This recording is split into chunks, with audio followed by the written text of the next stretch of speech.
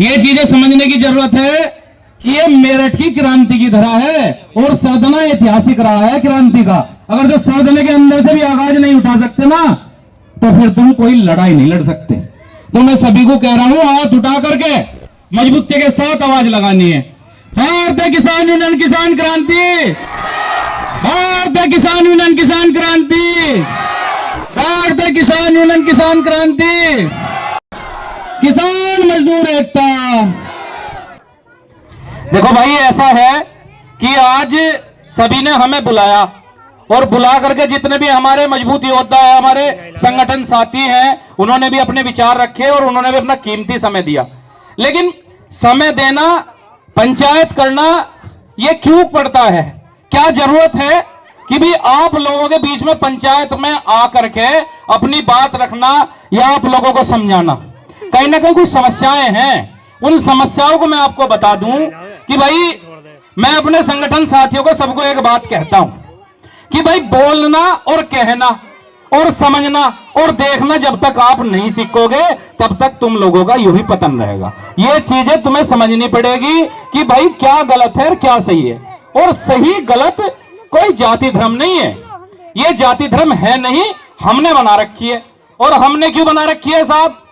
मैं अभी 4 या 5 दिन पुरानी बात है, मैं कहीं बैठा हुआ था और वहां मैं एक बात कर रहा था कि समस्याएं क्या है। समस्या यह है कि भाई, अगर जो किसी मुसलमान के सामने किसी हिंदू के बारे में कोई जिक्र करे और जिक्र करने के बाद उसके बारे में कुछ गलत कहे, तो हक किसका बैठता है भाई? मुसलमान का। तेरी हिम्मत कैसे होगी उसके बारे में कहने का? और ऐसे ही किसी हिंदू के सामने कोई मुसलमान को गाली दे तो उस हिंदू का हक बैठता है कि तेरे जवान में से, हलक में से जुबान खींच लूंगा अगर तुमने अपने भाई को गाली दे दी तो। ये चीजें हमें अपनाने की जरूरत है।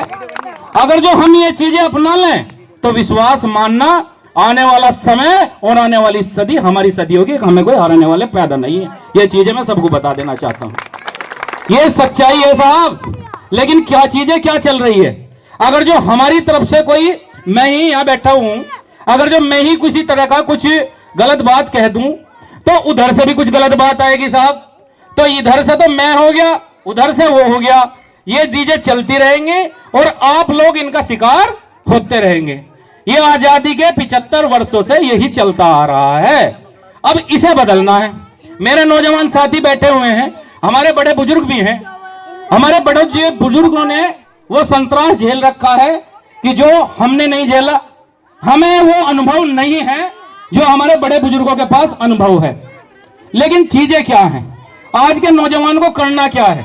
आज के नौजवानों को जरूरत है रोजगार की, आज के नौजवानों को जरूरत है शिक्षा की, आज के नौजवानों को जरूरत है मकान की, आज के नौजवानों को जरूरत है ये चीजें समझने की कि हमारे लिए गलत क्या है, हमारे लिए सही क्या है। ये चीजें समझने की जरूरत है। इससे आगे जो मैं कहता हूं अक्सर हर जगह कि भाई, सभी को ये नहीं देखना कि मैं किस जाति से हूं, मैं किस धर्म से हूं। हमें देखना है कि मैं किसान हूं या मैं मजदूर हूं। अगर जो ये चीजें आप समझ लो तो मैं दावे के साथ कह सकता हूं कि कोई भी तानाशाह इस देश में पैदा नहीं होगा कि आपकी तरफ को उंगली उठा भी देगा। मैं दावे के साथ कह सकता हूं। लेकिन ये चीजें हमें समझनी नहीं है साहब। अभी कुछ प्रकरण हुए, उन प्रकरण में हमने कुछ लोगों की लड़ाई लड़ी। अभी जो हमारे गुड्डू भाई बता रहे थे कि हॉस्पिटल का प्रकरण था साहब। हॉस्पिटल के प्रकरण में मामला हुआ 1,40,000 रुपए का। 1,40,000 रुपए